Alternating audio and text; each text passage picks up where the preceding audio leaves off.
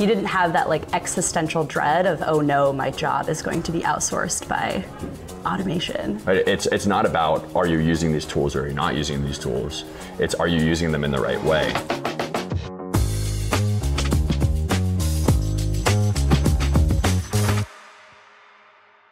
My initial impression of AI was, I am out of a job because this device can write an essay better than I can. So how can I sell students on the importance of writing topic sentences and learning grammar rules when this thing can just do it for us? But that mindset, I think, quickly shifted when I actually started playing around with the tools within the context of like lesson planning and thinking about how my classroom teaching can be enhanced. So my mindset went from like, how will my role change in a scary way to how can I be a better teacher now because of this new emergent technology? Sure, but it's not about, are you using these tools or are you not using these tools?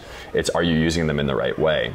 And students who are using them as answer generators were doing poorer than the students who were not using the tools at all. So the point that we then had a conversation about was, how do we use these tools to be that personal tutor? And like, you get to a point where you keep balancing an equation incorrectly. Take a screenshot of that equation and say, can you explain to me what my mistake is? Not, what's the answer to this math problem, right? You're gonna get different outcomes from those two prompts. Have you seen some of the outcomes that you've been seeking in the classroom change? Not just how the students are working towards those outcomes, but the outcomes themselves. I think we're on our way because I'm becoming more capable at harnessing its potential for good. Like, for example, only recently have I taught kids how to use it as a kind of writing tutor. And so I've trained them how to use it to coach them in the same way that I would coach them. And I've taught them how to prompt to get the feedback that I would give to them. That being said, I do worry that the over-reliance on the tool means that we're not grappling with complex texts in the way we did like pre-ChatGPT. They read Spark Notes, but now they have this tool that can summarize for them. And reading carefully has been on the decline for many years. And so that's one fear that I have, is how can we continue pushing kids to read complex, challenging texts on their own, and again, use AI as a thought partner, not a replacement for the reading and struggling process itself.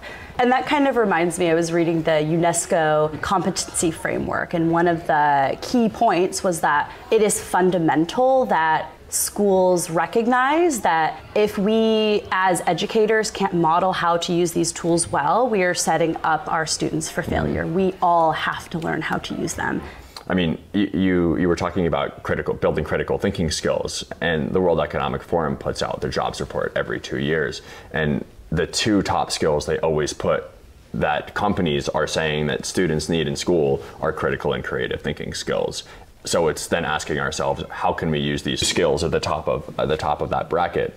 And then you talked about your assessments and how you look at the process of how they're writing them. Now, I know there's tools out there that we can put an essay in and see, was it generated by artificial intelligence? And when I saw that was starting to come out, I had ChatGPT write me an essay on a random topic, and I put it in and it was 100% generated. So I said, well, that looks like it's a pretty reliable tool. And then I kept giving it the prompt, write more like a human, in different forms of that prompt. And I got it down to about 20% confidence that it was written by artificial intelligence. And I didn't write a single word of that. That reminds me of my early kind of experience interacting with AI. I remember I was new to ISP, I was a maternity cover, and so I didn't know the students that well. And I remember this student wrote this kind of like very detailed, brilliant, it was just like a graphic organizer, small activity. We put a lot of time, effort, and energy into it, and most of the other students did not. So I assumed that he used AI, and I asked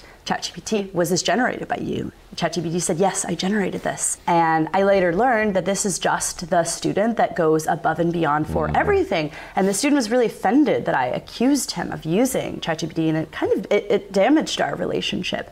And so I quickly learned that, man, we can't over-rely on this technology. We have to be vigilant and we have to be skeptical. Do you have any like blunders that you want to share about how you've used it? I mean, I'm also in graduate school, so I'm using it as a student and I'm using it as a teacher, and that's given me a really unique perspective on this. And I bought into a platform where I had to read many peer-reviewed articles for a thesis that I was writing. So I would read them, maybe not the methods in full, but I would read the introductions and the conclusions and try to wrap my head, and then I would put them into a chat bot, and I would have it start trying to help me look for similarities and differences among research papers. So I would ask, for instance, for a certain fact from one of the research papers that was in my notes, and it would tell me that that fact exists and it's on page 6. Now, as somebody who's been a student for quite a long time, I know that I need to go check page 6 and I need to make sure that,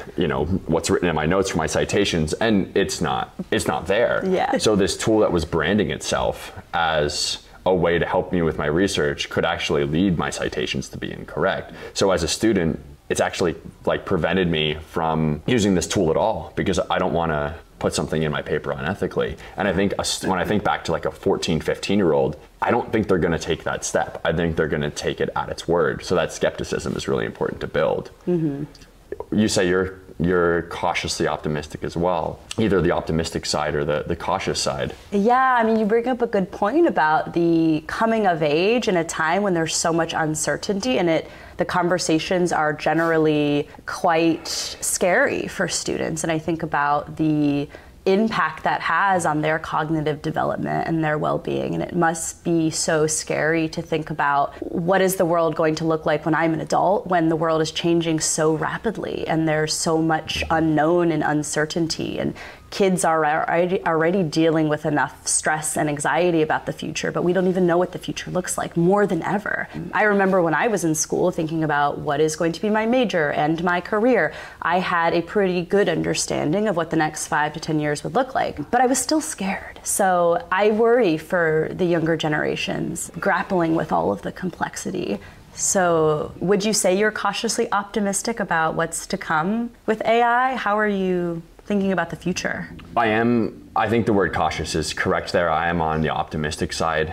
Now, if we talk about it from an educational perspective, I think increasing educational equity across the world, especially in developing countries, so many people now have a smartphone in their pocket. And when you're looking at how we can support students who don't have the same access to education as students at our school might have, they might not be too far behind if we support developing countries and schools and teachers to adopt these tools and to use them as personal tutors, because not everybody can afford to go out and pay somebody per hour for a tutor.